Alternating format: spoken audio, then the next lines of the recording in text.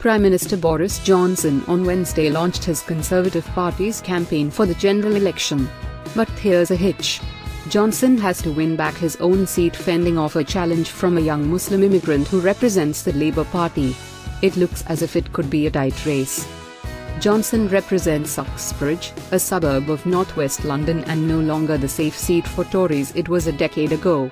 In the last general election, in 2017, Johnson won his race by just 5,034 votes. If Labour can swing 5% of the electorate its way, the Prime Minister could be in trouble. British lawmakers don't have to live in the districts or constituencies they represent, and Johnson doesn't live in Uxbridge, though he makes occasional meet-and-greet appearances.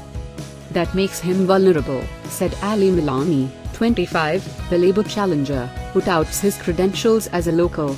Milani lives in Uxbridge and went to Brunel University where he was a student leader. He said Johnson's failure to stop a third runway at Heathrow International Airport he had pledged to lie down in front of the bulldozers will also hurt the Prime Minister.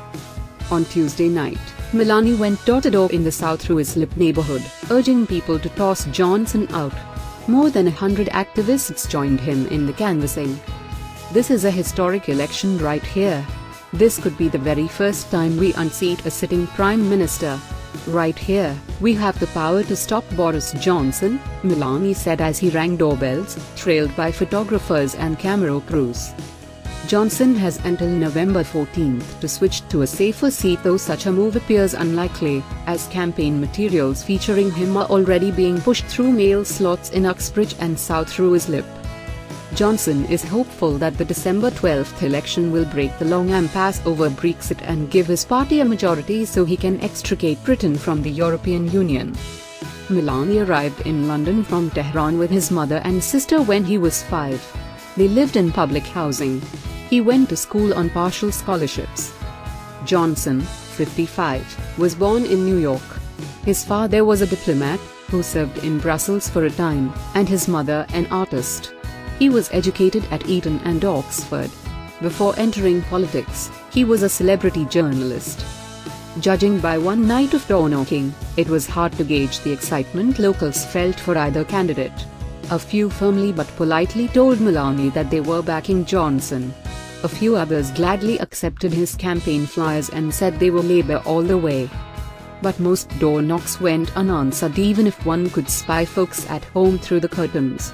Many brushed the campaigners off, saying they were busy making dinner. One fellow seemed uncertain, but when Milani asked what languages he spoke and the man answered Farsi, the two struck up a rapport and all were invited in for tea. Milani declined. But as he was leaving, he noted, "I think we got a vote there." Far from Uxbridge, Johnson appeared outside his official residence at Downing Street on Wednesday and urged voters, "Come with us, get Brexit done and take this country forward." The dreary alternative, a Labour win or a hung parliament, would turn the whole of 2020 into a horror show of yet more dither and delay, he warned. Johnson's jolly pitch was in stark contrast to that of other senior Conservatives who spent Wednesday morning issuing apologies. In the previous 24 hours, 2 Conservative lawmakers were accused of disparaging victims of the Grenfell Tower fire, while the Conservative campaign posted a doctored video of Keir Starmer, the Labour spokesman for Brexit, talking to ITV's Piers Morgan.